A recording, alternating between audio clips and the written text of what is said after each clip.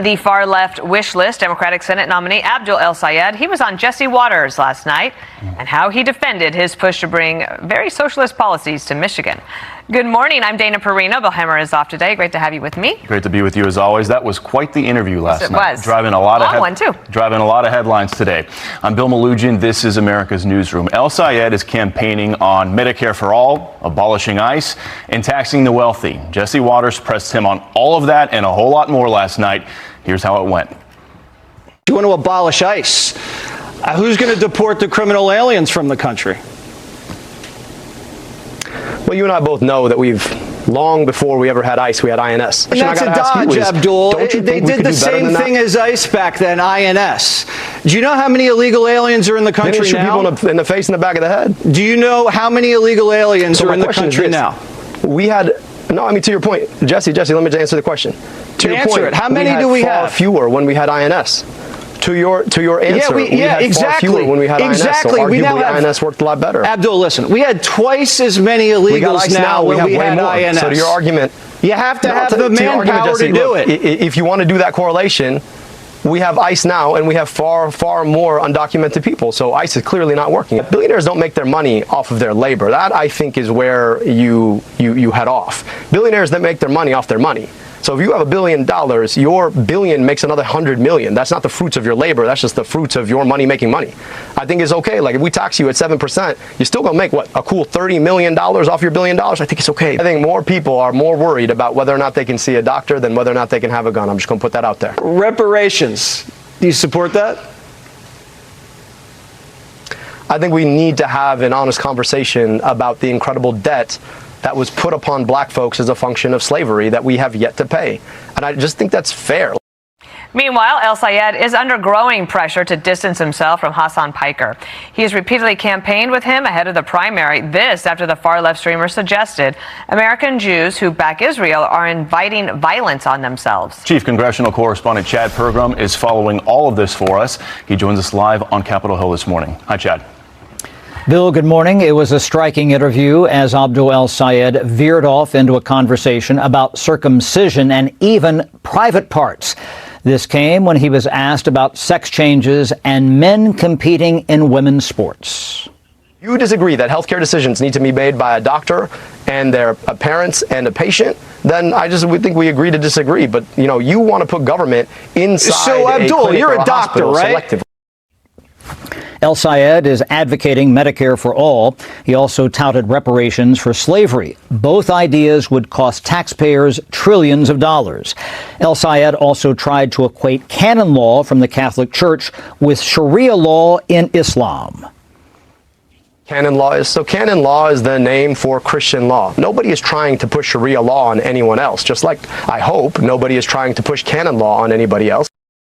Republicans will highlight some of what El-Sayed said as part of their effort to show that Democrats are too extreme.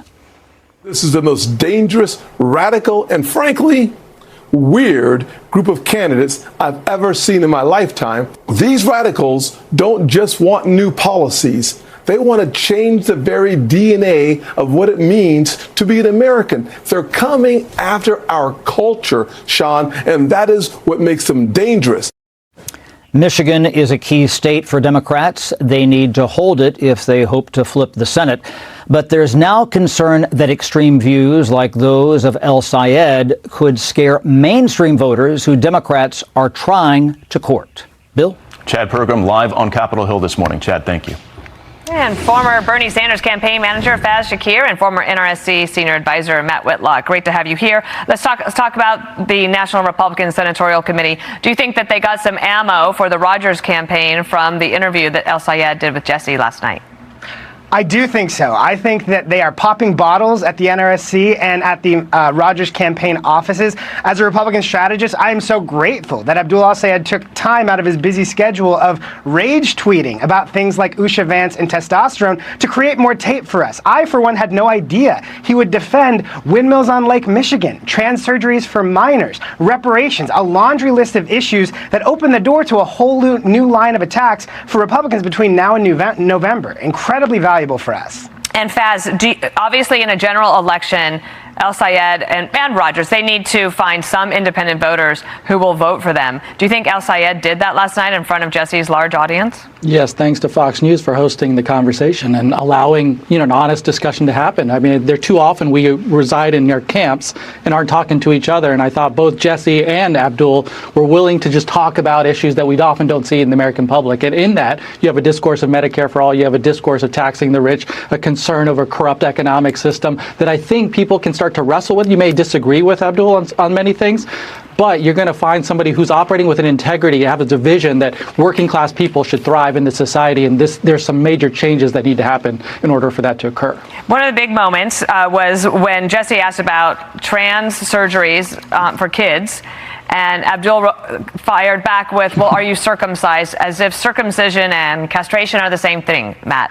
And while people might want to talk about the economy, indeed, I mean, obviously that is something that's going to get a lot of buzz, is going to be out there. Did Sayed swing and miss on that answer?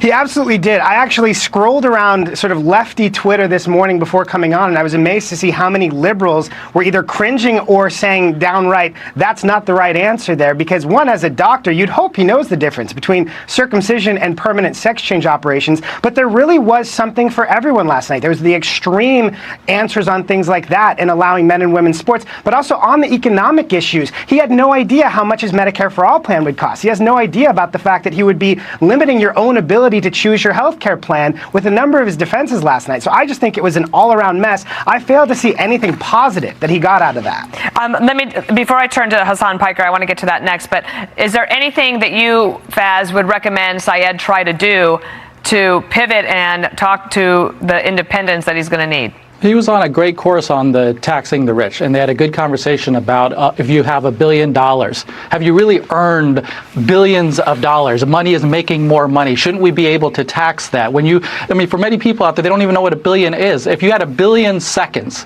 it would be 32 years. 1 million seconds is 12 days. 32 years versus 12 days. So we have extreme wealth in this country, and we got to think about a tax code that gives them tax avoidance, lets them off the hook. That's really important to society if we're going to maintain working class people being able to do well in this country. Okay. Well, it's going to be the race to watch, I think, on the Senate side going forward. Now, let's get to this, because also same Senate race, but a larger issue. Hassan Piker over the weekend, or last Thursday, talking about Jews who support Israel. Watch. People don't with Israel any longer. And if Jews in America keep putting this idea out there that they are singularly invested in Israel, eventually someone's going to come around and take action, not against the state of Israel, mind you, but against American Jews. El-Sayed said on X, I want to be crystal clear. Nobody speaks for this campaign besides me and my campaign spokespeople. But Hassan Piker was certainly somebody that helped El-Sayed in the primary, and they are somewhat yoked. And I'm sure the NRSC and others, the Rogers campaign, will try to make that a thing. Whitlock? It's interesting how Abdul is trying to distance himself a little bit by dismissing him as a Twitch streamer. He's the Twitch streamer that you were campaigning with on election night in your primary. He's been in the room with you for about every decision that you've made, and these comments are only getting worse. Singing about the death of Charlie Kirk, horrific comments about Jewish people in America, saying America deserved 9/11, condemning black voters. These are things that Abdul needs to unequivocally condemn, and he's not going to be able to do that and distance himself from it by simply trying to sort of navigate and dance around it and suggest he's just a Twitch streamer. He campaigned with him. Mm-hmm. And you see that picture there, Faiz. I just want to read to you from Hakeem Jeffries, the Democratic leader in the House, saying that the malicious claim that American Jews are inviting violence against themselves is dangerous and anti-Semitic. There is zero justification for threats against the safety of our Jewish brothers and sisters at a moment of rising hate. We will fight the cancer of anti-Semitism with the fierce urgency of now. What do you think should happen on this front? The cancel culture is a little bit out of control here. We're seeing everybody want to say, hey, in a free society, we can't let certain people talk. I'm old enough to remember, you remember Donald Trump's campaign. Nick Fuentes doesn't speak for me. And he didn't speak for him. There's a person who's online who happens to have a view. Jake Lang, he's out there doing all these horrific things. Does he speak for the president? No, he doesn't. There are people who are loving the attention. I'm sure Hassan Piker has gained hundreds of thousands of views because Fox News is allowing him to get more attention, but he isn't on the ballot. Abdul speaks for Abdul. Donald Trump speaks for Donald Trump. And in a free society, we allow a discourse to occur without telling them they're canceled.